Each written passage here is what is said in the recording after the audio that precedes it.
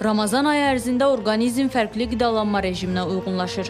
Mübarək aydan sonraki günlərdə normal qidalanma rejiminə yavaş-yavaş qayıtmaq, bədəni çox yükləməmək lazımdır. Bayram günlərində birdən-birə çox yemək və ağır qidalar qəbul etmək həzm problemlərinə gətirib çıxara bilər. Qida rasionunda zülal, ət, balıq, yumurta, sağlam yağlar və kompleks karbohidratların olmasına diqqət etmək lazımdır. Qızardılmış, çox yağlı və şəkərli qidalar sonradan fəsadlara səbəb ola bilər. Hər nə qədər Ramazanda kifayət qədər su içdiyimizi düşünsək də, bu suyu günə yayaraq içmədiyimiz üçün bədənimiz istər-istəməz susuzluq yaşayır.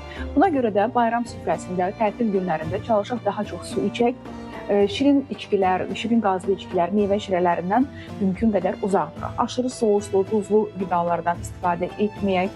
Salatlarımızda mayonez deyil də zeytun yağından istifadə edək, limondan istifadə edək. Beləliklə orqanizmimizə daha faydalı olar, həmçinin də həzm sistemimizi yükləməmiş olarıq. Həmçinin bu günlərdə idmanla məşğul olmaq, yürüşə çıxmaq orqanizmi əvvəlki vəziyyətə gətirmək üçün çox vacibdir. Bu, həzm prosesini yaxşılaşdırır, kökəlmə riskini azaldır, eyni zamanda yuxu rejimini qaydaya salır. Ağcəl Əsgərli, Şəhriyar Əhmədli, ATV Xəbər.